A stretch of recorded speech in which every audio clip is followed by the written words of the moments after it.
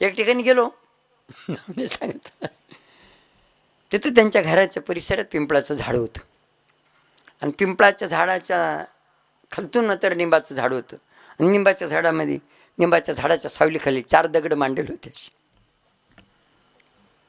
आता तिथं होतं वड, ते उंबरं होती, पिंपळं होतं आणि निंब पण होतं, त्रिगुणीच होती. पण एकदम घराच्या जवळ आलं ना ते काढायचं होतं. त्याला झाले आमच्या जवळजवळ 8-9 महिने झाले असं त्याला.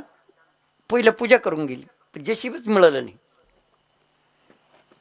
आता 2 दिवसापासून जेसीबी उभं होतं, पण आम्हाला वेळ नाही. आणि जेसीबीवाला ते काही काढी ना.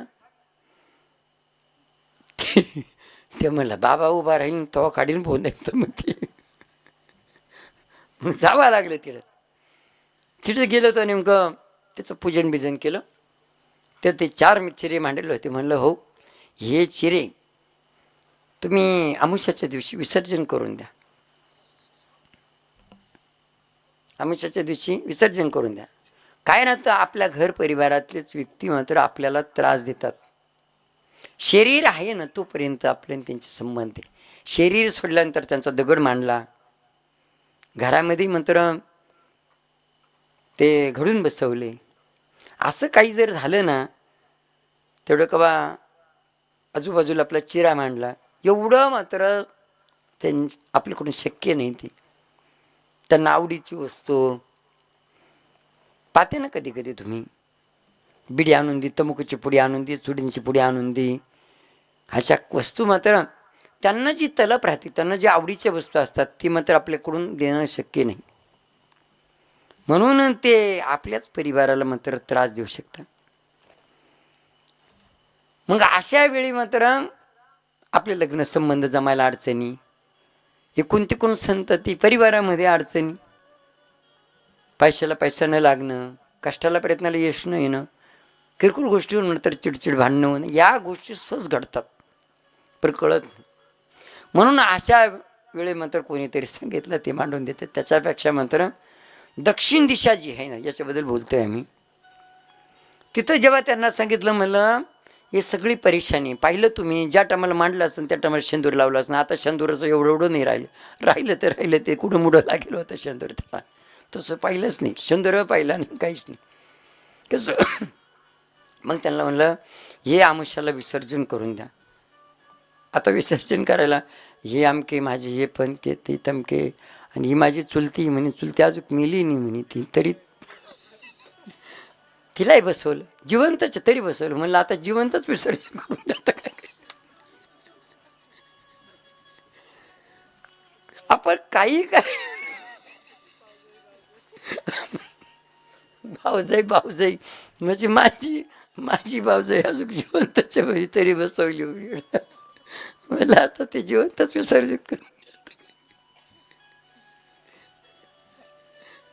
काय राहतं नेमका काय ना. तुमची श्रद्धा असेल ना, दगडाला शेंदूरला तिला हात जोडा, श्रद्धेने सेवा करा, दगडात सुद्धा देवाला प्रगट व्हावा लागेल. तुमचे सगळे 1 नाही 2 नाही 3 नाही 4 नाही, कितीतरी पितर संतुष्ट होतील. फक्त इकडं डाव्या हातानं डावा कान पकडून अगरबत्ती वळा, दक्षिणेकडं तुमचे सगळे पितर संतुष्ट होतील. ज्यांना नारायण नागबली त्रिपिंडी कालसर्पयोग शांती सांगितले ना, त्यांना ते करण्याची सुद्धा गरज नाही हो. दक्षिण दिशा ही निवृत्त दिशा जी आहे तर लक्ष्मीची दिशा आहे. लक्ष्मी आपल्या घरातल्या देवस्थानी राहत नाही, कान खोलून ऐका. लक्ष्मी आपल्या घरातल्या देवस्थानी राहत नाही, पण आपण लक्ष्मीची पूजा करतो. दिवाळीच्या टायमाला लक्ष्मीच्या मूर्तीची पूजा केली की ती मूर्ती मात्र वर्षभर ठेवतो. चुकीचं आहे ते. देवाऱ्यामध्ये लक्ष्मीची मूर्ती चालत नाही, याचं खूप मोठं शास्त्र आहे. सांगू तुम्हाला नंतर एखाद्या. आम्ही आता शिंडे कथून सांगतो. कालच्या सारखं आज वाजले 9, 9:15 कार्यक्रम सुरू झाला आपला. आता वाजले 9:40. म्हणून निवृत्त कोपऱ्याकडे लक्ष्मी राहते. लक्ष्मीच्या जागेवर अन्नपूर्णा माता आहे. सगळ्यांचं जीवन हे अन्नावर अवलंबून आहे. म्हणून लक्ष्मी निवृत्त कोपऱ्यात राहते. आणि स्वयंपाक बनवणारी ही लक्ष्मी, स्वयंपाक बनवणारी ही लक्ष्मी आणि तुमच्या किचन रूममध्ये लक्ष्मी राहते, डाळ पीठ मिठण तांदूळाच्या. तुम्हाला दिशा सांगून टाकतो. आणि एवढे हुशार माणसं असून सुद्धा मात्र कधी कधी चूकभूल होऊन जाते, गडबड होऊन जाते. काय म्हणते, बुडत्याचे पाय डोकाड बडितात. निवृत्त दिशा हा लक्ष्मीचा भाग. तर लक्ष्मी पैसा धन धान्य ना माता भगिनी या तीन लक्ष्मीचे. पण तिन्ही लक्ष्मी स्थिर राहणाऱ्या नाही. या तिन्ही लक्ष्मी स्थिर राहणाऱ्या नाही. पैसा आला का चालला, पैशाला पैसा लागत नाही, त्याला कारणीभूत. धन धान्य पुरटी पडत नाही. दिसायला गण दिसतं पण मापाला कमी. मार्केटला नीच असलं वाजनाला कमी. आपण मार्केटला नेलं का तवाच भाव कमी. या सगळ्या परेशानी. आणि माता भगिनींचं शारीरिक स्वास्थ्य बिघडण्याचं कारण आहे निवृत्ती कोपरा. म्हणून निवृत्ती कोपरा लक्ष्मीचा आहे. पश्चिम दिशा जी आहे तर देवी देवतेची आणि चंद्रदेवाची. उत्तर आणि पश्चिम दिशा जी आहे तर वायू दिशा ही श्वासोश्वासाची देवतेची. आणि उत्तर दिशा जी आहे तर कुबेर देवतेची, पैशावाल्या देवतेची. आणि ईशान्य दिशा जी आहे तर वास्तू देवतेची, घर सांभाळणारी देवता. तुमच्या घरात सुख शांती मिळत नाही ना, त्याला कारण मात्र सांगतोय आम्ही. लक्षपूर्वक आहे का? तुम्ही कुठेही पण असं तोंड करून उभे राहिले ना, इकडच्या बाजूला थुकणार तर मात्र वास्तुदेवतेच्या अंगावरती थुकल्याचा दोष लागेल.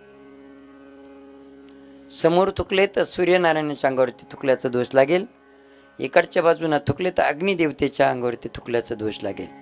दोन्ही खांद्याच्या समान असे थुकले ना इकडच्या बाजूला, पितरांच्या अंगावरती थुकल्याचा दोष लागेल.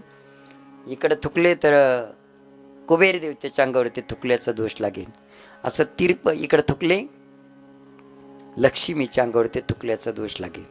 पाठीमाग वळून असे थुकले तर देवी देवतेच्या अंगावरती थुकल्याचा दोष लागेल.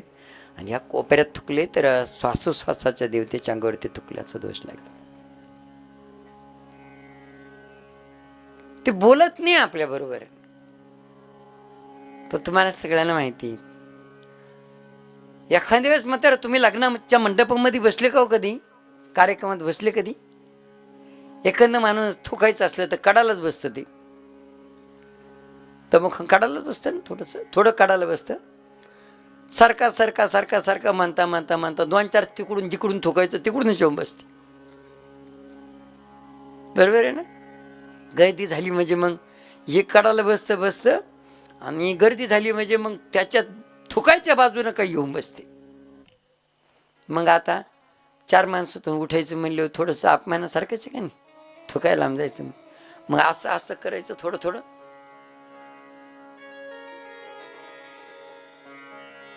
मारायची पिचकरीने एखाद्याच्या मांडीवर 2-3 शितोडे पडू द्या बरं. ते काय म्हणते, खासड झाले का तुझे, दिसाना का तुला इड, उठून जाता नाही म्हणजे झाले. अहो माणूस जर एवढा रागवतो, दिशा रागवल पण तुम्हाला काठी घेऊन नाही मारणार, पण आपेश देईल. त्या दिशाकडची देवता मात्र तुमच्यावरती क्रोधित होईल. त्या दिशाकडचा प्रभाव मात्र त्या देवतेकडे जे काम आहे ना, त्या कामात तुम्हाला मात्र मांग खेचल्याशिवाय राहणार नाही. हे त्रिकाल सत्य.